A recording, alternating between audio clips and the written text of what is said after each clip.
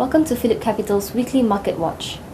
Early this week, commodity prices experienced major upheavals with the strengthening of the dollar. This, however, was not the case for rubber. Today, we have Ms. Teo Sei Hua, Management Associate from Phillip Futures Investment and Trading Department, to share more with us. Sei Hua, why are rubber prices range-bound this current quarter?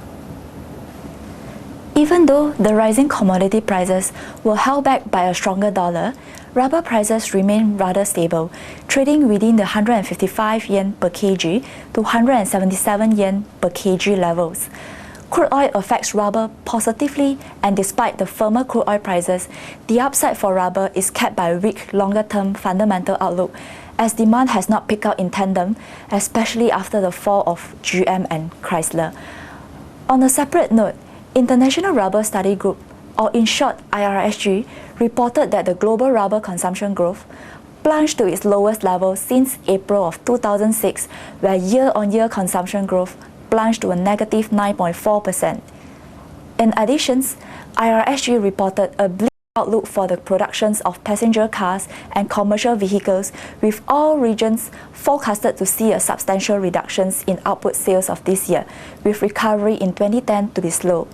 Hence, this caused rubber prices to be trading within the tight bands, even when the rising crude oil prices are supporting the markets. How are the movements of the dollar likely to affect rubber? The key Tokyo Commodity Exchange rubber contract is denominated in Japanese yen. As such, Tokum rubber usually gain when the Japanese currency retreated or when the dollar yen to strengthen, because it boosts the appeal of yen-denominated contracts. Towards the end of the last quarter, natural rubber prices soared approximately 33% within the period of 1 month. Can you elaborate more on the propelling factors? The key drivers contributing to the rise would be the fundamentals of demand and supply.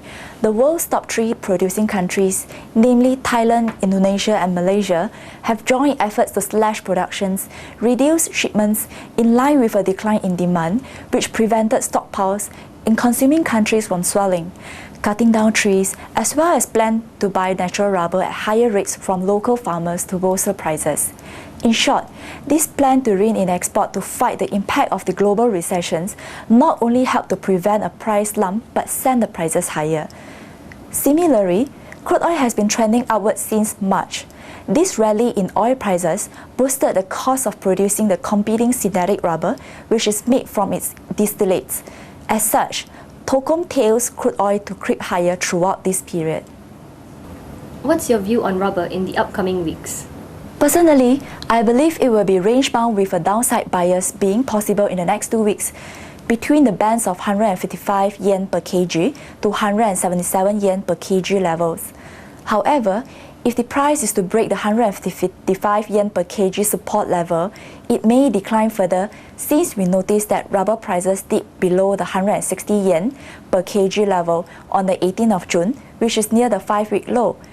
And most importantly, Tokum rubber had broken through the downside support formed since late April. Thank you very much for your time, Sei Hua. That's all for today. Stay tuned next week for more market updates.